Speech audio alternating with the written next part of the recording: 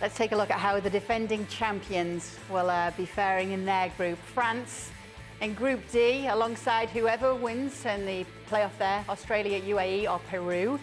Denmark and Tunisia, as we now welcome in Frank Leboeuf. Gab is still with us. Frank, how are you feeling about Group D and France's chances?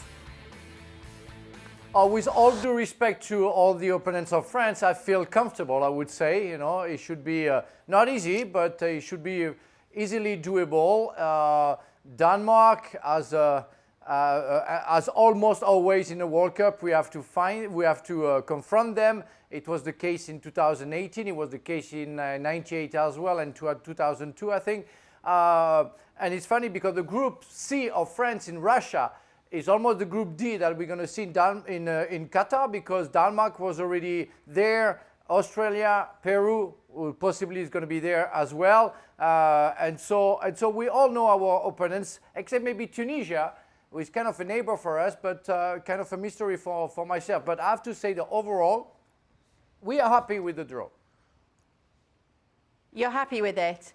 Tell me then, how important is the group? You're the only World Cup winner on the show. How important is the group when it comes to the World Cup? Whether it's easy, whether it's seen as tough, whether it's perceived that way?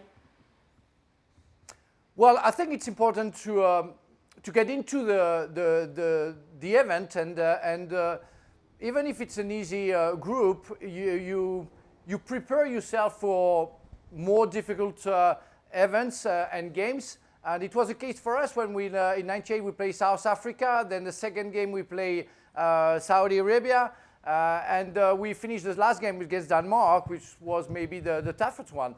But it prepared ourselves for the last 16.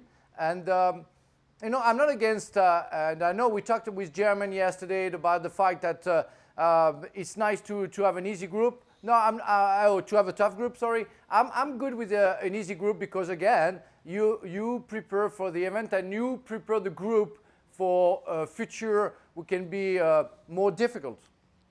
Denmark's the second game for France here in the groups, Gab. Who could be a problem for France out of what you've seen in this group? Well, I mean, obviously you're going to take Denmark seriously. They had their run at the Euros.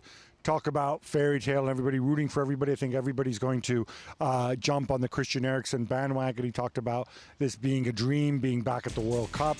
You know, this is a game of emotions. This comes into it. Tunisia, I think, are probably the weakest of the African sides of the ones who reached the World Cup. Obviously, I did not expect them to advance through the playoffs, and you know, they weren't necessarily great in the African Cup of Nations either.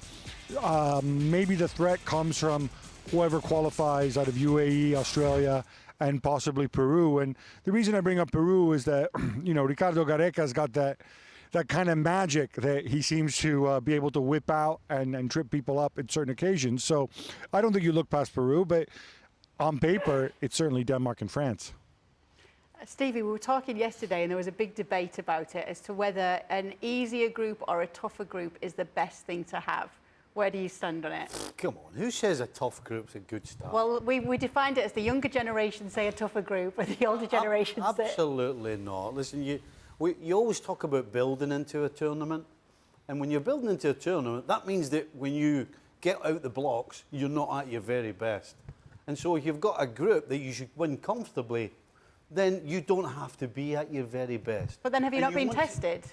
Have you not been tested to your very best? The one thing you want to do is win games.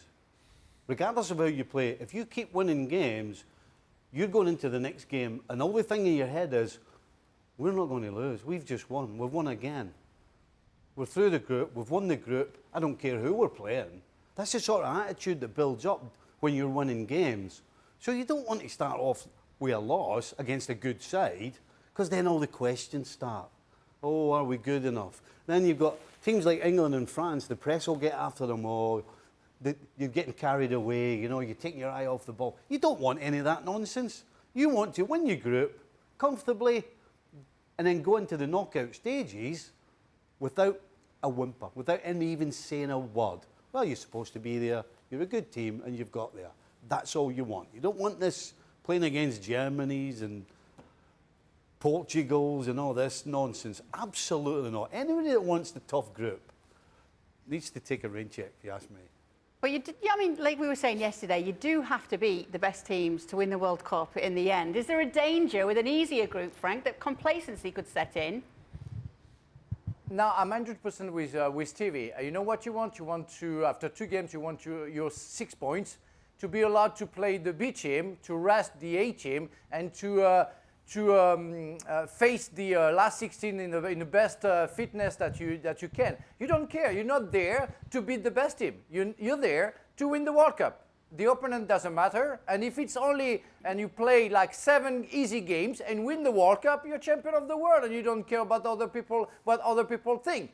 That's good for media. They can say, you know, they haven't been tested. Who cares? They won it. That's the only important thing. In football, you just want to win games, and it's kind of a lottery, and you don't care who you play against. You just want to win games, and that's it.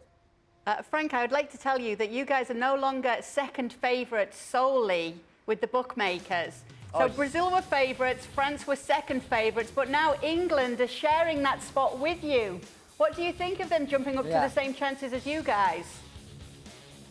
Well, I want to wish good luck to England, and I definitely think it's a very good team. And I guess the company who made the odds is a British or English company who made sure that there is some interest.